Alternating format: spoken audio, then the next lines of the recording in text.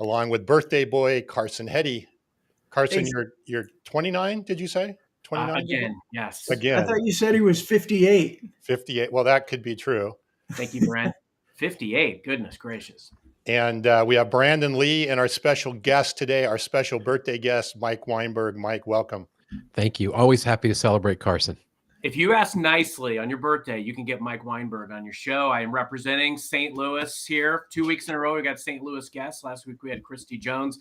And then, of course, my main man, Sean Connery, who died 3 years ago yesterday. Hey, as long as you brought up Christy, I'm going to do a shameless plug for my friend and also St. Louis. And I just completed the foreword to her first book.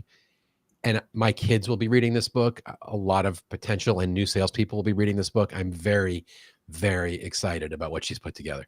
So, and I'm going to shout out to my mom, too, because my mom watched the last episode with Christy and said it was one of her favorites. So she's the real deal. She's real deal. Yeah, a lot of respect for her.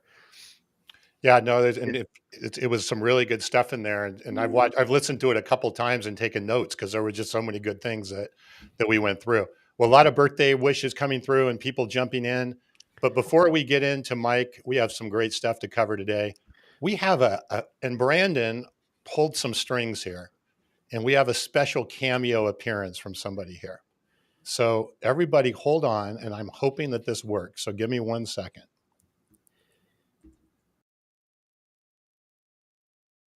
Hey, Carson, it's Leah Thompson here, aka Lorraine McFly from Back to the Future.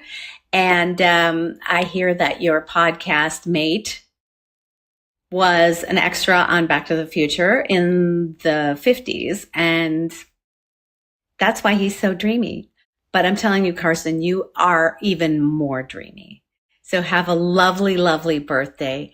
Congratulations on having the #1 rated podcast on social selling. That's no easy task. You guys must be really funny and awesome. So thank you so much for dressing as my son many, many times for Halloween. And I really appreciate it. And lots of love. I can't wait to hear your show.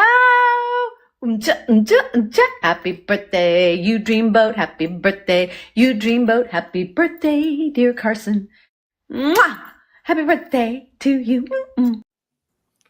My teenage self is very grateful. My crush, Lorraine. Wow. Yeah. You guys have outdone yourselves. You've outdone yourselves. Thank you. Yeah, thanks to Brandon. He made that happen. So Brandon, thank you.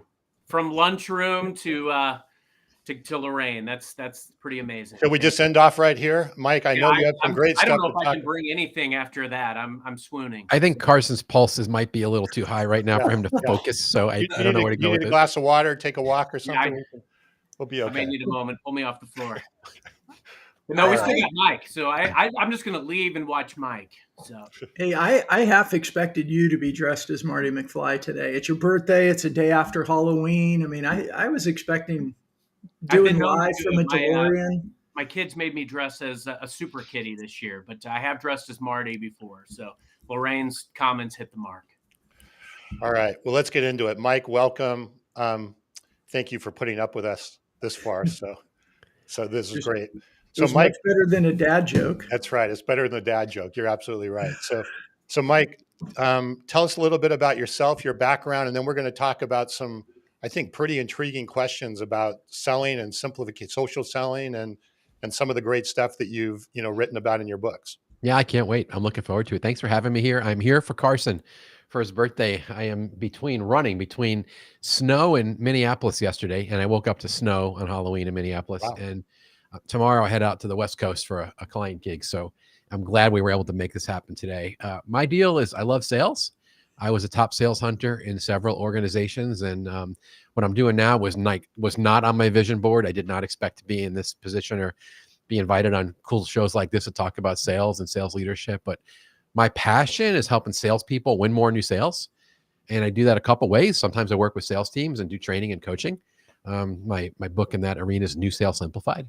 And that book opened a lot of doors, which led to Sales Manager Simplified, and then my latest book, which we'll talk about.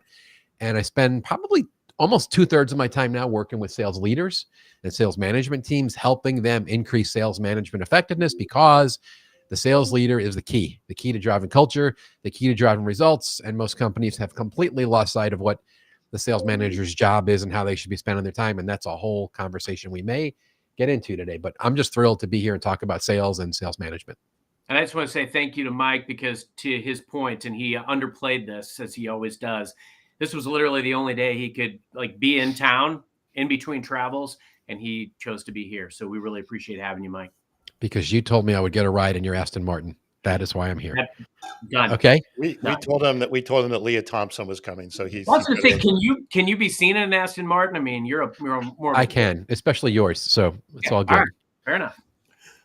All right. So, Mike, to kick things off, because we were chatting, we've been chatting for the last couple of days back and forth. And one of the things that was really intriguing, I thought, was, you saying there's a real massive shift occurring from sort of the A team, sales hero, if you will, to more of a sales management, I guess, culture or structure. And would love to hear your take on that and what you've seen and why you see this transitioning is happening.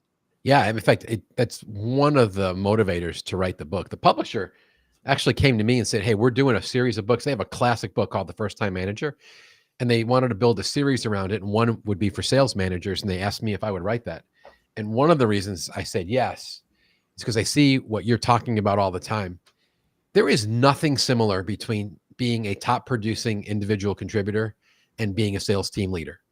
The only thing similar about the jobs are the word sales, but salesperson and sales manager, I mean, completely different. The salespeople who are high ego and selfish and win on their own do amazing work, right? And then you get promoted into management and you realize, oh, I'm not responsible for one. Now I'm responsible for many. I don't win on my own. I have to win through my people. But I can't even be selfish. I have to be selfless and learn how to deflect the glory and the credit and subdue my own ego. So it's such a massive shift to make that flip from individual contributor, particularly if you're a star, into management. So a lot of the focus of the book in the beginning gets into what is that shift and how do you approach it successfully so you don't struggle as badly as I did in my first sales management and sales executive job, because I was not prepared. Nobody told me. After having been a top producer and then a really successful run in coaching and consulting, I finally took a job as an executive and as a sales manager. And I stunk my first year doing that for a whole lot of reasons. But one of them is because I didn't understand how to make that shift from winning on my own to winning through my people. I just want to say thank you, Larry Levine, Mark, everybody. The happy birthday wishes, Larry. Great to see you on. Great past Carson, can we just be honest? He might be the most loved person in the industry. When I did a podcast episode with him and I promoted the amount of love that I don't even think Carson, I went back and listened to our episode. I mean, it was good, but it wasn't our best. And the fawning over him, people he could do anything. And people like, Carson, wow, he's the best. You're going to make me blush worse than Lorraine. I want you to blush. That's good. He's a dreamboat. He's in your dreamboat. I gotta ask this. Yeah, so Mike, I got to ask this. So in first-time sales manager, and let me just say. Wait. Did you notice how quickly Carson turned that around and it went right back to the book? I mean, come on, Carson. He's a pro. I appreciate this. Yeah. So I don't care if you're brand new. I love that this is called first-time manager sales. I don't care if you're brand new or you've got a lot of years of experience and you're a grizzled old sales guy like me. This is a blueprint for everything selling. And what amazes me, so Mike, when I got first promoted years ago, I gifted myself Sales Management Simplified. How do you sit down to write these? What are your, because obviously things have changed a lot from a sales perspective. Yeah. How do you sit down and really, what was your big driving force behind first-time sales manager? And how do you start crafting the agendas and the messages for these? Yeah, well, this one was easier in some ways and harder in other ways. It was easier because it's been 8 years since I wrote and released Sales Management Simplified. And while the basics and the fundamentals of leading a team have not changed in any way, shape, or form, the truth is I had 8 years more experience running around the world and dealing with sales leadership dysfunction and training managers and doing coaching and running people through cohorts where I got to live through their pain and their challenges and their successes. So the easy part was that I had fresh stories and perspective. The hard part was writing another book on sales management when you said everything you knew in the first book. And I worked really hard. the first time I actually said this was in the first interview about this book. This is my best book. And it's really hard to say that when you love your other books and they're what puts you on the map. But this is my thinnest book because I'm more experienced. And it's going to sound kind of weird, but I was able to trim the fat and get this down to like the brass tacks, base fundamentals. My promise is to new and experienced leaders, if you do what's in here, you're going to win. Because this is, it's the simplest prioritization of what our most important jobs are as a sales leader, and with some frameworks and techniques about how to do those important jobs and how to become a smart talent manager and how to avoid like doing everybody's job on your team and being the hero and burning out and killing your culture. So, it's hard to write a book when you're busy. In fact, people keep asking me, Mike, do you have another one in you? And I say, I don't know. Maybe later when I slow it down and I'm in pseudo retirement. It's really hard when you're working at the pace that you and I work, Carson, to find the time to do quality writing. And I have friends in the industry, Anthony Iannarino. He's on like his 13,000th blog post, right? Like he's been writing a blog post every day for 12 years. It's some crazy ass number. Like my respect for his discipline is through the roof. I don't have that kind of discipline. I'd rather go play golf or put on a YouTube on cars or do something like I don't have that type of thing. So I don't know. I wrote it because the publisher asked me to. I wrote it because I have a heart for sales managers and I see how hard their job is, whether they're new and they're like the deer in the headlights with everything coming at them.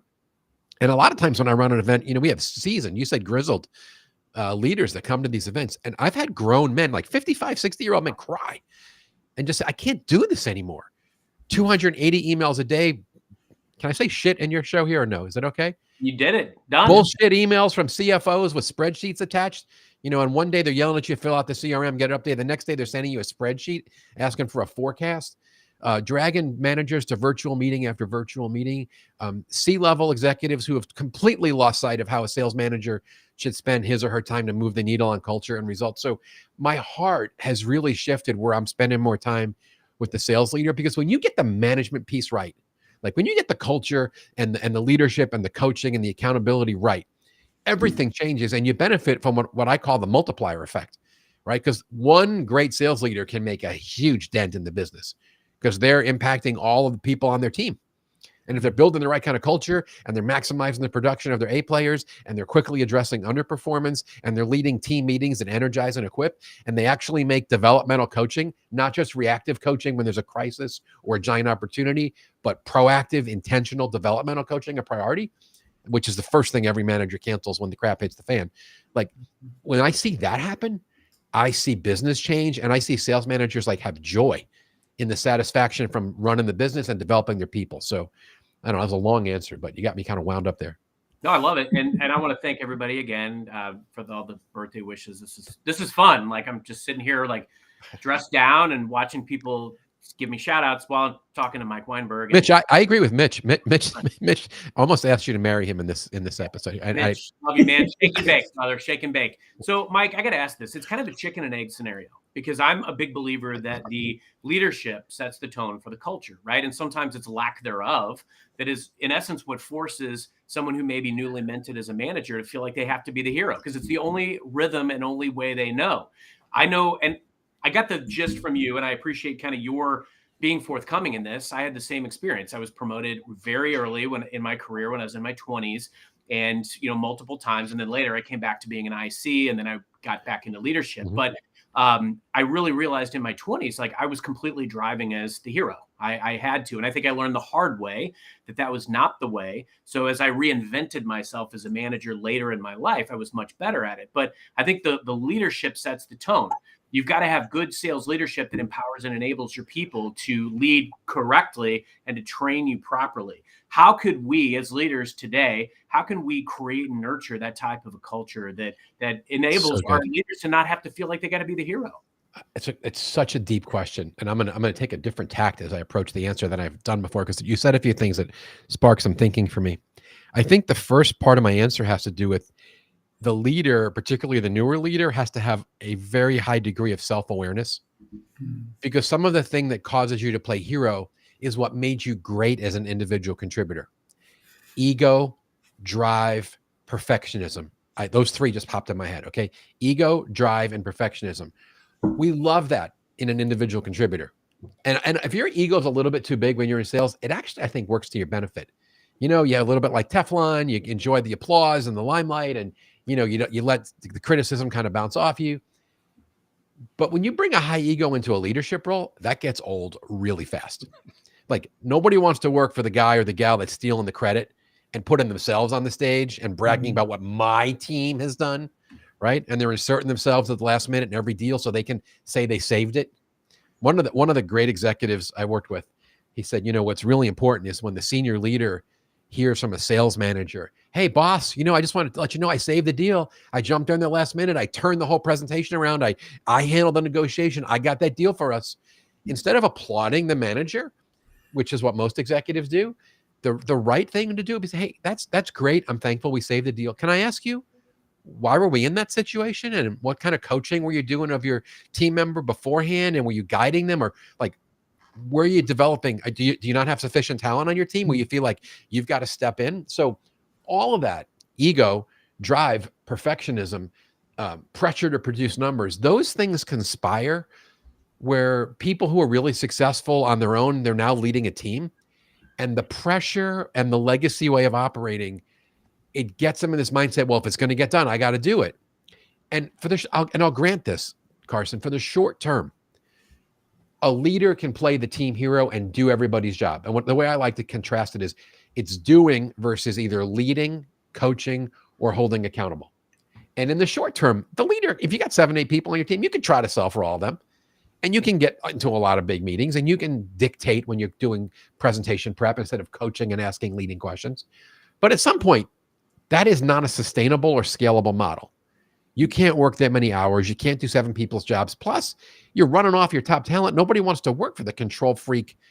You know, Liz Wiseman calls these people the diminisher in her book Multipliers. Like, it's the opposite of the kind of leader you want to work with. So the danger is, going back to the question, you don't really know that you do these things until you get in the role and you're a leader. Mm-hmm. And no one warns you that this is coming, because the things we used to applaud you for when you were on stage at the President's Club getting the trophy are now the things that actually hurt you when you're supposed to be leading and developing other people.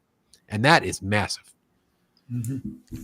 You know, it's interesting listening to this, Mike, is one's a comment and then I have a question, is listening to what you're talking about is not just a situation or an issue in sales management, but just in startup business or entrepreneurs in general, right? You have somebody who has been a hero or a superstar in a certain area, now tries to run a business, have multiple people working under him, same sort of challenges, just different 100%. Situations and different things that are there. But the question I have is, I think that, you know, and I've worked in a lot of sales organizations, coached, consulted with a lot of organizations. The sales manager is kind of a forgotten role. It's not a role that's given, at least in my history, a lot of attention or maybe even importance. Are you seeing that changing? I mean, obviously, as people read and consume more of your content, but are you seeing that shift occurring and companies realizing that this is more important? Not enough. Not enough. I mean, Carson, I'm sure, has a take here. No, in fact, I said this to a client yesterday. I was in a boardroom for a couple of days planning the rollout of some content. They were using my video series, and we were planning like a year of training for this big organization. And I made the comment out loud. I said, if the world had better sales managers, because we were developing them and the C-suite had a better understanding of how important the sales manager was, I would have a lot less training business, and I would be okay with that. So many of the sales things that ail sales today, things that are broken, are due to sales management ineffectiveness. Look at all the amateur salespeople doing show up and throw up, spray and pray, demo without discovery, coming across like a vendor, not a value creator, not consultative, you know, yes man, yes women, do whatever the customer says. I call all of those things selling like amateurs. And I'm telling you, 80% of the reason that happens is because managers don't work alongside their people anymore. And so to answer your question, no, I don't see it shifting. I don't see the wake up. I feel like there's a few of us, you know, banging this drum about the importance of the sales manager, and it's rare. I mean, it's rare where I get a call from a big name company that we all know the name of, and they're like, hey, could you come in and do a little sales management assessment? And could we gather our leaders in a few regions of the globe, and can we do the best practices on culture and accountability and coaching? Because in my opinion, that's what moves the needle. I mean, I get 100 calls for sales training to one call about, can you come do a little assessment of sales management and help my people be better coaches and better leaders and hold people accountable? And I mean, the multiplier effect, I said that before, if you get that right. So no, I don't see it changing. And it's good news for my business and my book sales. It's bad news for sales. I rather it would be the other way around. I'd find some other way to make money in sales. But no, it's the disrespect. It's the low view, clean up on aisle 3, send the sales manager. I mean, that's the view of it in a lot of places. And I have a friend in South Africa. I got a couple of friends in South Africa, some of the smartest sales management gurus, Alan Versteck and Tony Cross. And we were doing an event in London last year. And Tony put Alan up there, who's really funny. And he said something to the group. He said, we were better sales managers collectively in the 1980s, before email, before cell phones, where we were called in-field sales managers.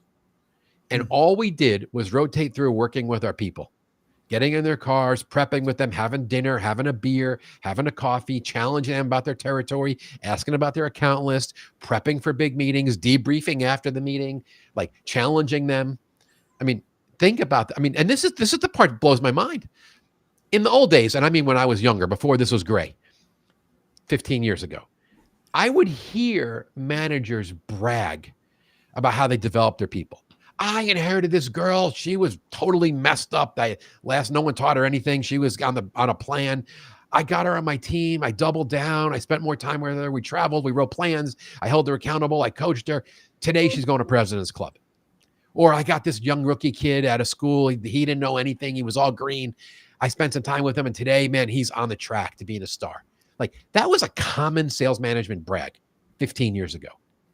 Do you know I don't ever hear a manager brag about how they turn someone around today? It's not even on their radar because they're buried in all that corporate crap, sitting in virtual meetings, getting yelled at about spreadsheets. And all this money going to, now I'm getting mad. Like, all this money going to sales enablement and tools and garbage and, all the hacks online. And I'm like, what about getting in the car with someone or getting in the bullpen when we used to go to work before we decided that people don't need to work together? We should all just live virtually. Like, all of that stuff was valuable. And today it's not happening. And no one, like, I'm trying to preach, and so are a few others, but where's the wake-up call that the manager's job is to develop his or her people? That's a great call out. I mean, one of my favorite things ever of sales leadership was the person that needed me to jump into just about every customer meeting that they had when we first started working together, and then the eventual moment when they didn't need me at all anymore. Brandon, what's your take? I'm my brain's going through history. Everything Mike's saying, I'm thinking of this experience, that experience, this experience, and I mean, I didn't know how to ask the question because I feel like it's not an answerable question, but I keep coming back to, we had a season where we really looked a lot at personality profiles. Like Tom and I were talking about this the other day. I used a tool called the Simmons survey that in hiring people, because it showed what their tendencies were. What did they tend towards and what did they tend to move away to? And it feels like, I mean, I think everybody will agree with this. You take the best salesperson and then you move them into sales management without any thought of how is this person going to be as a leader. And so I don't know if there's a question or a statement here. I don't know how to break that cycle. Like I learned from when I had a really bad sales leader in my first sales job. A friend of mine's dad had said something to me. He's like, as a sales leader, we're supposed to take responsibility for all the mistakes and celebrate the team for all the victories. And your boss is the exact opposite. And he's like, I would move on. You're young, you're impressionable, I'd move on. And I did. And I chose that. But I've always had that in my mind when I've been in leadership roles is I need to build them up, get rid of the ego and let them enjoy all the victories and know that my paycheck was going to, be good enough for me. It was more their victories. My paycheck increase. Mike, what do we do? I mean, I know that's what your book's about, but how do we break this? Because there's so many layers of crap from the spreadsheets, from the CFO and everything else. Like, how do we break this? Yeah, I mean, you said so much, it almost didn't need a question at the end. Sorry. It was powerful in the way you framed it, because it's the truth. And it's everything from taking our best salesperson and making them a manager without really considering whether they have the makeup to succeed and whether they'll enjoy the job. There's a young guy in sales, superstar named Dominic Testo that Carson probably met him because we're friends and we always interact. He might be on the He show probably today. here. The guy's a rock star individual contributor, and he's been asked to go into management. He's debated it for years, and he read the book. Even by chapter 2, he called me up and he's like, "Are you okay when I write my review of this book if I say, Mike, thank you. You've affirmed my decision to stay as an individual contributor. I love the fun, the freedom, and the financial rewards, and I don't want what you're describing." And I'm like, "You're brilliant. Know thyself," right? Like, so part of where you're going, Brandon, is like, we need to do a better job painting a picture of what the real job is. And then I'm clueless, and I hate to say it this way, I don't know the answer of how we're going to manage up better to help the people in the corner office and in the ivory tower understand how we should be spending, we meaning sales leaders, frontline leaders, spending our time. Because that's where the battle, and I spend a lot of time helping frontline managers manage up and get their bosses committed to their priorities and their plans. One of my favorite podcast guests, one of the best clients I've ever had, a guy named Dennis Sorensen, and he says, you really got to manage up by getting your boss to sign off on what your priorities are. So the following week, when 3 other people in the company send you 94 emails and give you all this work to do that's going to take, 5 weeks to accomplish, you got to bring that to your boss and go, question, you and I agreed these 4 things are what's going to move the needle. And I just got assigned 5 weeks of work from other people in the company that want me to work on this. Would you like to help me prioritize this? Because I can't do it all. And we're not having that conversation with enough spine at this point, if that makes sense. So Mike brings Dominic. Mike brings out everybody. There's Dominic. I knew he would be on today. Mike brings out everybody. Great comments in the chat too from Dave. As a sales manager, I worked side by side with salespeople. That's how I was mentored. That's what it all comes down to. Is I think a lot of it has to come from the culture. It has to beget, one to the next. And if I think all of us at some point, I mean, we've had those bad apple managers. We've also hopefully had some greats, and you take a little bit from both, right? What not to do and what to do. And I think it all becomes part of our arsenal over time. There was another great question, Tom. I think. I wanted to hit a couple of these because there's some good ones here. We'll hit James first. James is asking, how do you navigate the leadership view about how much reps make? Do you think that's the cause of, or a barrier, I guess, to investing more in dollars into reps because, hey, they're going to make too much money? I think, James, that's the question you're asking there. Who wants that one? It shouldn't be the case. Well, all of these are my questions, but that shouldn't be the case. As a leader, as a good leader, you should want your team to get paid as much as they're worth. And I think, frankly, that goes back to, Mike, what you were just saying about Dominic's decision. I think when you make that move into leadership, that you will take a pay cut. Ultimately, you're doing it because you want to multiply and you want to enable people to be their best selves, and you want to help them find success. Ideally, success that you had. I mean, frankly, the fact that I was an IC as long as I was, it's one of my favorite jobs I've ever done. Yes. But it gave me the credibility to be in the role that I'm in today. I have credibility walking into the room, but it's not my job to tell people how to do their job. It's my job to uncover their unique superpowers and make them the best that they can be by figuring out whatever gaps they have, where they want to go, if they want to get promoted, et cetera, so on and so forth. But I expect my team to make a lot more money than me. Yeah. And I get very concerned, Carson, when I hear the opposite. When I'm in the corner office and I hear begrudging, the checks that we're issuing to the sales team, it's only one of 2 causes. Either we have an accountant or an engineer or an arrogant, brilliant person who founded a company who doesn't value sales as a function. And they think my thing is so brilliant, any idiot could go sell it, which always scares me when I get that attitude. But the other thing is it's poorly constructed compensation plans. The plan should not only drive the desired behaviors and results, but we should love writing the biggest fat ass checks possible to salespeople because they earned the money. It wasn't a check for babysitting. It wasn't just for renewing. It was someone who worked. They penetrated, they upsold, they cross-sold, they found new logos. They broke their way in. They created business. That's my favorite word in sales, proactive and create. If the comp plan is structured that we highly compensate people who earn the business by creating and closing new sales, that's why I call it new sales simplified, then what's possibly could be wrong with that, right? And particularly in some of these accounts where you're dealing with not just ARR, but lifetime value of a customer. And you look what that's worth to the organization. Is it not worth paying very handsomely to the hunter who's going to go bring that business in to reward them, so they have a significant, carrot to keep them hungry and drive the behavior. And smart comp plans, I'll just go for 30 more seconds on this.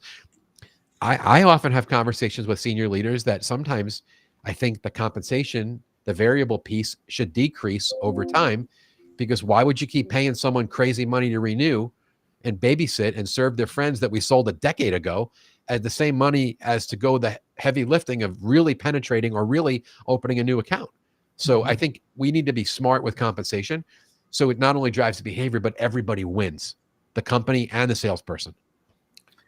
So, another amazing thing about this episode is the all-star cast of people in the comments. Bryn Tillman, hi, Bryn. Sales leader doesn't give their reps fish. They teach them to reel in whales.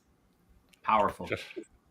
But, to Bryn's comment, and hello, Bryn, I've recommended many people to you lately who have asked about LinkedIn and how to be better in terms of using LinkedIn as a tool for selling. The comment about catching fish, right, versus teaching someone to become a proficient fisherman, it's really a challenge because sales managers are so challenged for their time right now. And it's just easier and it's more expedient oftentimes to just go do the deal, get it done, close it, as opposed to investing in the person to make them better. And I'll just tell one quick story that's in the book. It's in the chapter on not being the team hero. I'm leading this giant workshop for a big company. Got about 130 young sales leaders in the room. This is the kind of company where they hire you out of college, and if you're good, 3 or 4 years later, you're a frontline manager. So I had a bunch of people in their late 20s in this room. And this girl told the story how she, in her first year, was so overzealous as a sales leader. She sold for all her people. And 2 of them made it to President's Club because she was committed to having her team be successful. And she's telling the story, and we're like, why are you telling this? What's the big deal? And then she paused and she goes, and this last year, I had to fire both of those people because I realized I was doing their job for them. They didn't make President's Club. I made President's Club for them. And when I took my hand off the wheel and I started trying to coach and develop and let them do their own thing, they weren't even capable. They were the wrong people. And it's just that lesson, because no one decided to teach them how to fish. And then, so she was catching the fish. She didn't even know they were in the wrong role. So a lot of danger when you do your salespeople's job. Yeah. So if we went back in time and we told Mike Weinberg a few years back that he'd eventually be on a show that had social selling in the title, you might think he'd go in a completely tangential area.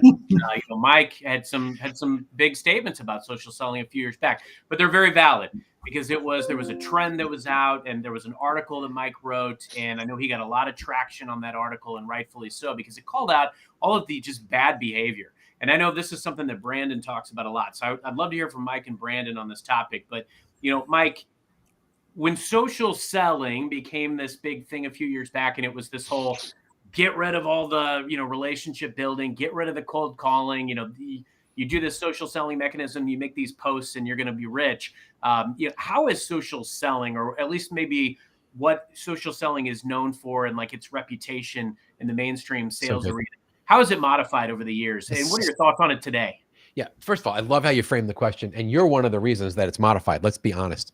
Some of it is the role you're playing in the community, and you're continually beating the drum for how it could be done properly. And you actually, I was thinking of this answer all day because I have friends that are already like, Mike, you're going to talk about social selling? The crap in my own inbox right now is they invited you to talk about social selling? Yeah. Especially after what I wrote in Sales Truth. You started the answer by saying this because initially what social selling was a replacement. You're all idiots. You're dinosaurs. You're Luddites. You're going to bother people. You're going to pick up the phone and initiate contact. Don't you know today you can take selfie videos and you could blog and you could comment and get in people's inbox and you could do all this other stuff to social engineer. And when they're ready, when they're 57% through their buying process, they'll come running to you with money in hand. And what's interesting, those people were preaching it's a replacement. And I said very early on, and so did some of my friends who took up this battle with me, it's not a replacement, it's a supplement. The old is good and the new is good. And you should use, everyone's heard the omni-channel, right? We just had this conversation with someone the other day. So the difference is the charlatans that were the founders of the movement, by the way, none of them are still in the sales industry. And I won't say their names. But the guy who called himself the pioneer of social selling, we've seen him on LinkedIn for 4 years begging for a job. Okay. And the woman who named her firm #social selling, gone, doing real estate. somewhere else out of Silicon Valley. Like, and I could go through the list. And there are some more modern names I could share. People that started. There was a guy that was a chief sales officer of a company that claimed they were the digital sales transformation people, and he was talking about how Kylie Jenner is going to be a billionaire from her social media efforts. Don't you see that cold calling isn't as effective as social media? And I'm like, Kylie Jenner posting half-naked selfies of herself selling makeup is my example as a corporate salesperson in a business. Like, you're really making that argument? That's social selling? Like, are you stupid? Like, so all of those people are out. And the people that are left are the Larry Levines talking about be authentic, build a brand. Carson, what you're doing, the story you told on my podcast about the number of contacts you had in that giant like lifetime deal that you got with your massive account, and how long it took, and the depth that you built from using LinkedIn and social engineering. So I think it's a long answer because I felt like I had to give the context because of where I was on this, but it's evolved to the place where no one's talking about it as a replacement. And what's interesting, because of the damage that was done to pipelines and results, now everybody says we should prospect, we should initiate contact. They're not misquoting the Challenger Sale research anymore. And we have these great new tools, and video is incredible. And I would be a hypocrite. Most of my relationships come from social. That's where I met you, right? And a lot of these relationships have turned into real life friendships or clients. So it's the blending of all ways. And if you can learn more and become warmer and be a better investigator and have a relationship. I mean, I have people that I barely know, but because we commented on each other's Instagram posts. I mean, I have a guy who's in my industry. I've seen him one time in person, and I would tell you we're good friends.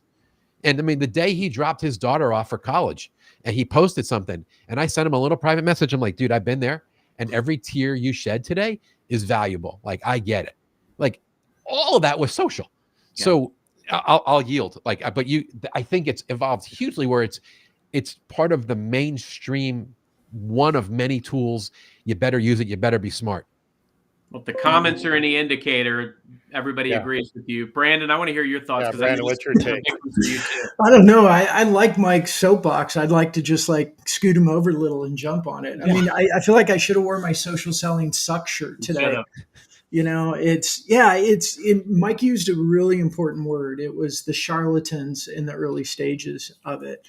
And I think looking at social as a medium or as a channel to use the tried and true existing sales principles of offering value and building relationships and doing discovery and learning and research is fine. But it was the way people were using it. It was kind of like, I said this one time on stage. It's like, remember with fax machines, and there were the charlatans then that all of a sudden it was spamming fax out to people, right? Fax was a great tool at the time, but it was a way people used it. And I think it's the same way. And it's, Tom and I keep working on and building, and I don't know if we feel like it's baked or part baked or will never be fully baked, but we look at this revenue operating system with a social element to it. And even though I like social first in a lot of areas, it doesn't mean social only. And I think we're still dealing with that stigma of people that said, oh, well, we tried social and it didn't work. No, you didn't try social. You tried charlatan hack crap, pitch slappy shit that didn't work. And you threw it into a big category of social selling doesn't work. And you never looked at it again because you got burned one time.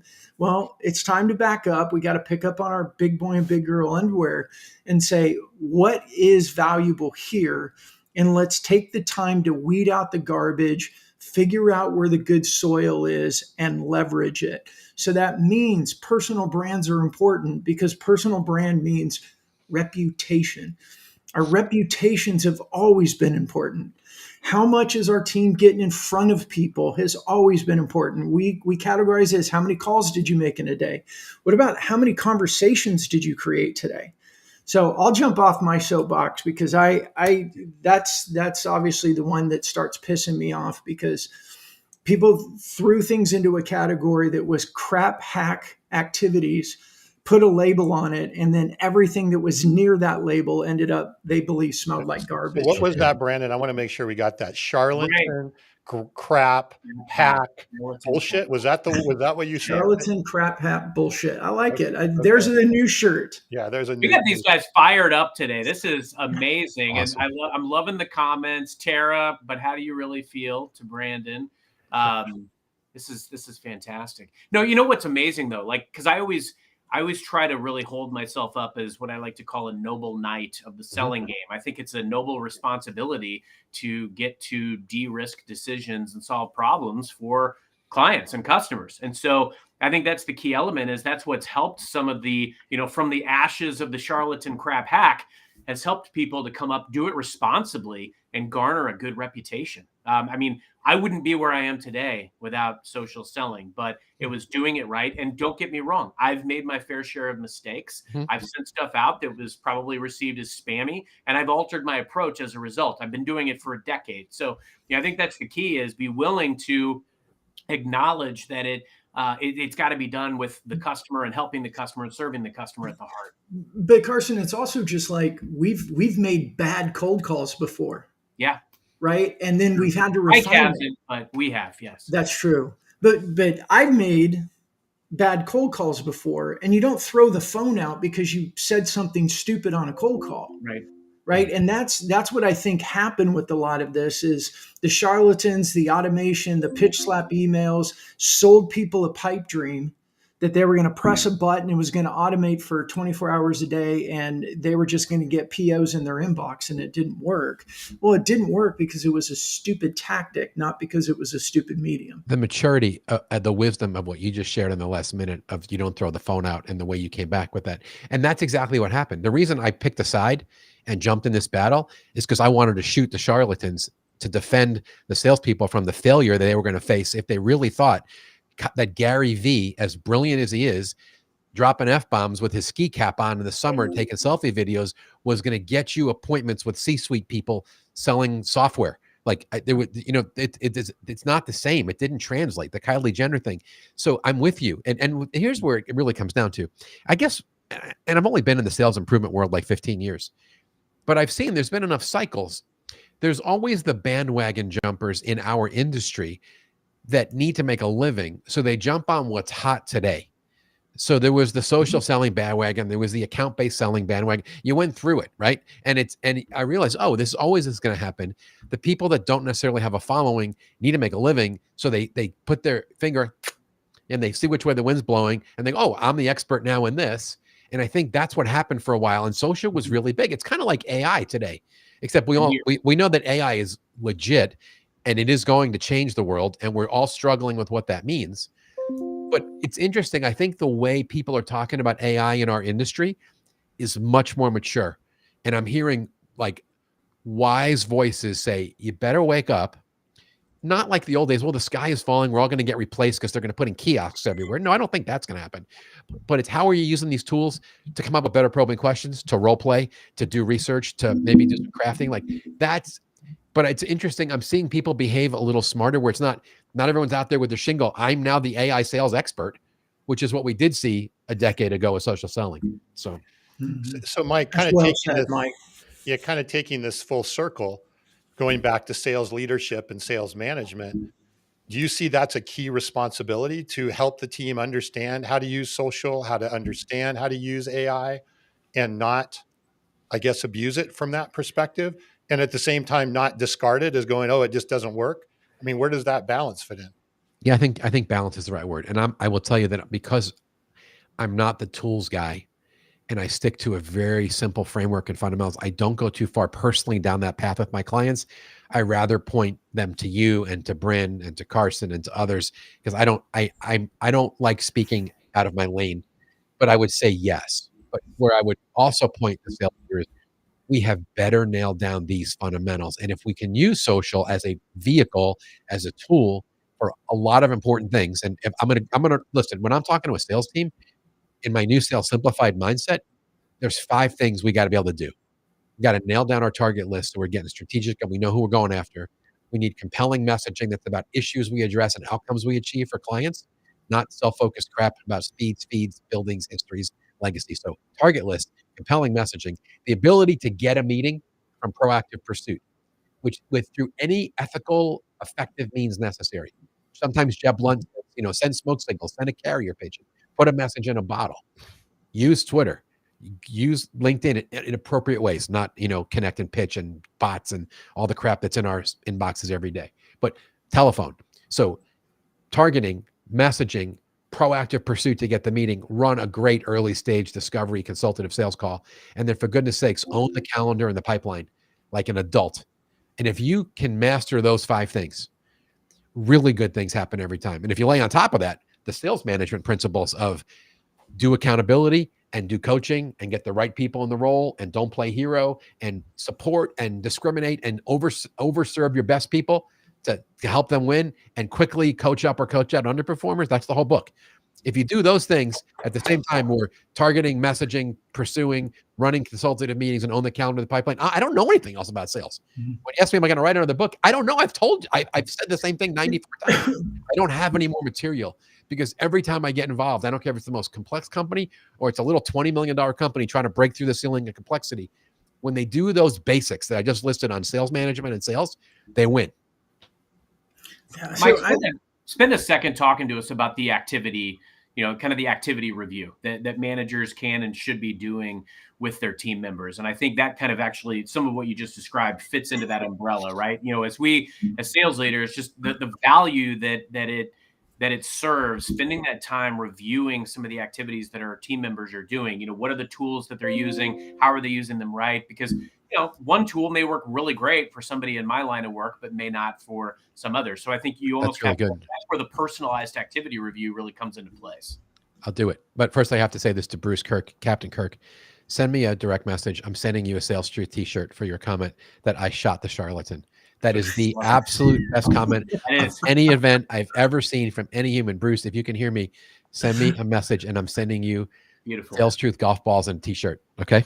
Because that's as good as it gets today. You just made my day, Captain Kirk. Carson asked me about accountability and what that looks like. I had a mentor who was my sales manager and then was my business partner named Donnie Williams. Guy was freaking brilliant. Loved salespeople, understood the heart of the salesperson, but didn't like to micromanage. And he came up with this framework that helps you do great accountability without micromanaging and killing someone's freedom. And it's this little 3-part framework. And I introduced it in Sales Management Simplified 8 years ago in chapter 20. And it's what I say is in chapter 3 here. I say of all the things I could have put in the first chapter, I was given advice. Chapter 1 says, congratulations, you got the most important job in the world. You lead the team that drives revenue. Chapter 2 says, your new job ain't nothing like your old job. Buckle up. That's the winning through your people kind of transition we've talked about. And then the very first chapter that I get into coaching, it's chapter 3. I say, your most important job is making sure your people do their job.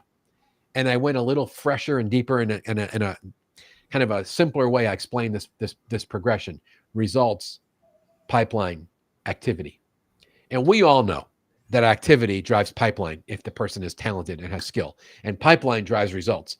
But where my mentor Donnie was so brilliant, he flipped that on its head, and the meeting always starts with results. Let's see where you stand.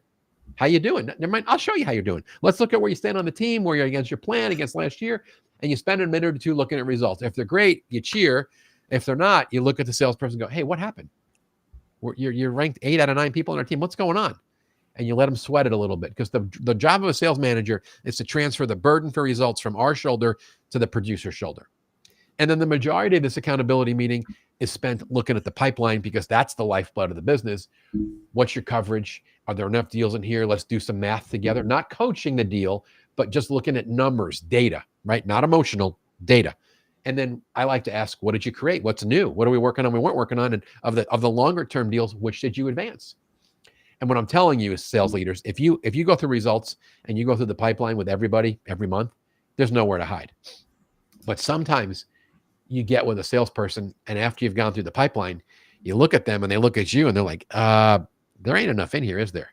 So not only are you missing your number this quarter or last month, we're looking at the current pipeline and there's not enough business in here for you to make a number for this month. And now I'm concerned, and I'm not cool with you failing. So open up the CRM, grab me your business plan, show me the target list, and get your calendar. Tell me what you did last month. And this week and next week, what is on the docket for you? Because I'm concerned. because your results stink and your pipeline's weak. I don't have anywhere else to turn. And my mentor, Donnie, where his brilliance comes in is you don't even ask that question until they've forced you to, because the results in the pipeline led you to the conclusion they're either not trying, which is a big problem, or sometimes worse, there is a lot of activity, but they don't have the skill or the business acumen to turn those activities, conversations into real opportunities. So, Carson, thanks for asking. Like, I think we have two big levers: coaching, developing our people, coaching the deal, coaching the skill, coaching life, and accountability, shining the light of truth on their actual results in their pipeline. And if we would do a better job with these two levers, we could move the needle on culture and results, regardless of who's on our team. So that's my strong opinion. Love it. Love it. And I wanted to another kind. I want to spotlight one comment that we had a few minutes ago, and as we kind of wrap up here, one of the things that Tim said is that, and we touched on this, right? Sales managers are inundated with data and customer or spreadsheets and all of that. Mike, as I listen to you, and I've been listening over the last, even the last few minutes, what's hit me is, and maybe this is more in the tech world, but there's a confusion between rev ops or revenue operations and sales management and sales leadership. And, are you, and as you peel those two apart, those are two very different jobs and very different responsibilities that I think could all get mashed up together into one thing. Tom, no one is talking about what you just said. I never even said it that way. Like, that's a brilliant assessment, because what's happened, this is what I see in the big tech companies. And, tech is like 10% of my business. I'm in the industrial world. I'm in a lot of other places, but I'm in enough tech companies, and I get out to California enough to have this feel. There's always this confusion between the forecast and the pipeline. Yeah. And particularly if it's a public company, and Carson lives in this world. So Carson, correct me if I misspeak. But what's because everyone's got short-term thinking, and they got to make the quarter, and the CFO is freaking out and sending out spreadsheets to the EVP of sales, who's then sending it down to the front lines, the RVPs, and like it all the shit goes downhill. Everyone is running around nuts talking about what they call the outlook or the forecast. What deals are going to close for the quarter? That is not the same conversation I just articulated, where you sit someone down and go, hey, what'd you put in the pipeline, and what are we working, and what did you advance? Because that's the accountability conversation. And that gets completely lost in the tech or public company world, where I have to make the quarter. No one's thinking about the pipeline and the health. They're talking about the forecast. And the way you just articulated that, where RevOps gets confused with sales management, I think is absolutely brilliant. And in my world, most of the whether or not I'm going to make the quarter was determined last quarter or the quarter before that based on what I put in the pipeline. But that's the way you think about it. And the problem is not enough people think about it, right? You see too often companies, there's 2 weeks to go before the quarter, and all sales activity, let me rephrase it. The right sales activity just gets thrown out the door, and everybody goes into fire drill to try and close deals. And then they wonder why their customers are so freaking confused as to really who they are and where the conversation is going to go, because they think, oh, we're going to offer you a 20% discount, but you got to close by this date. And it completely changes the relationship with their buyers and their reputation and everything else, because it was pushed down for a fire drill.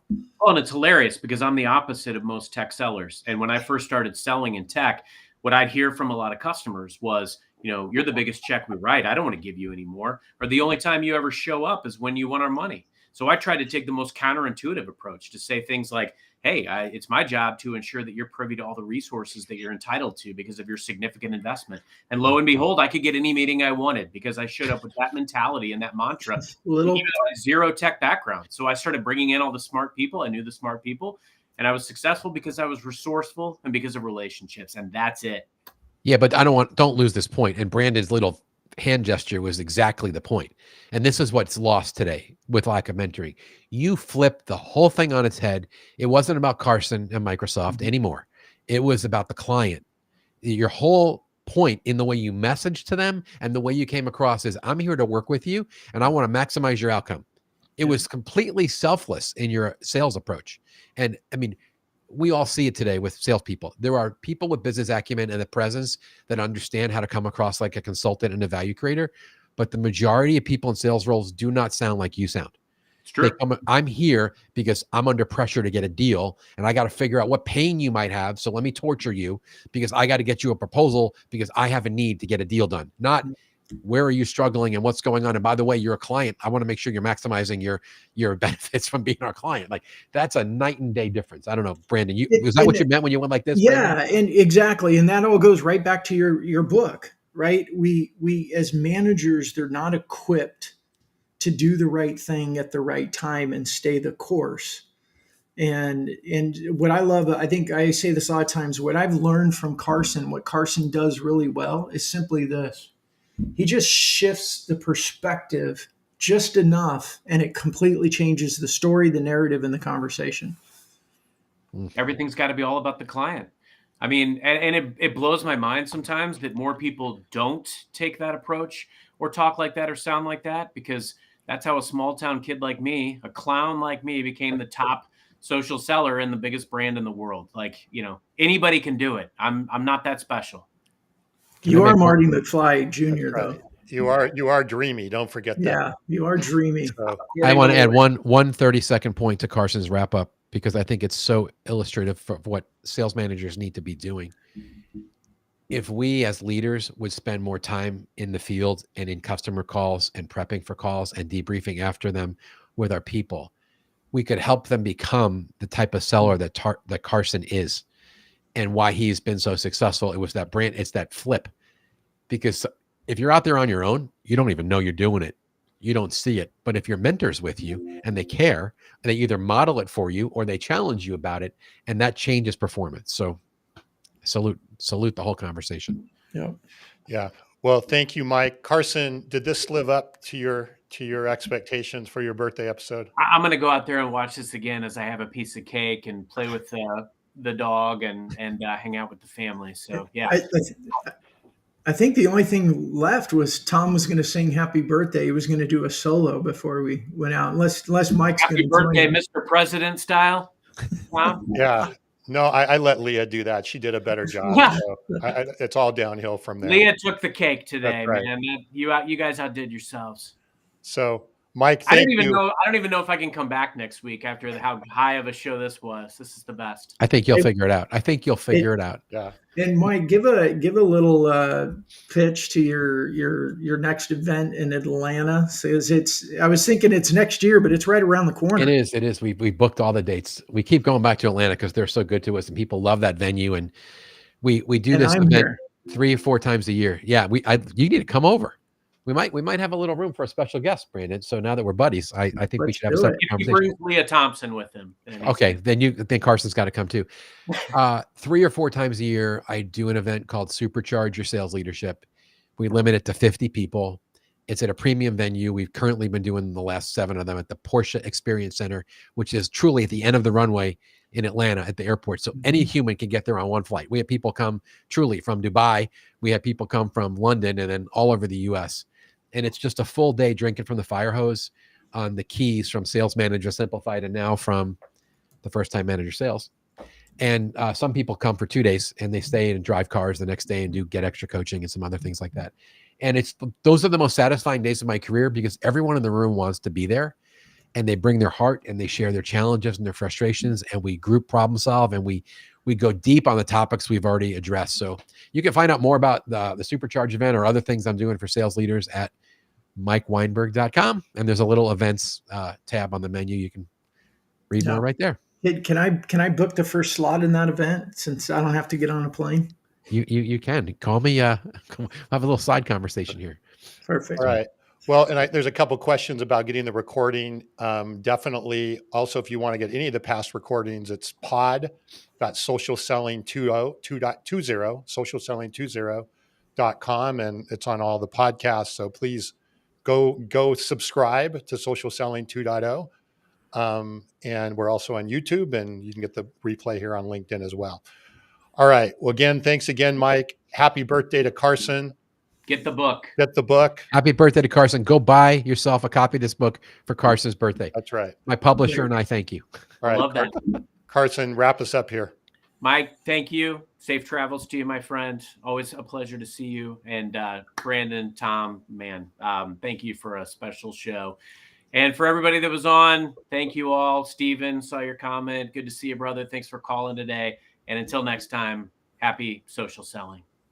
Thanks, everyone.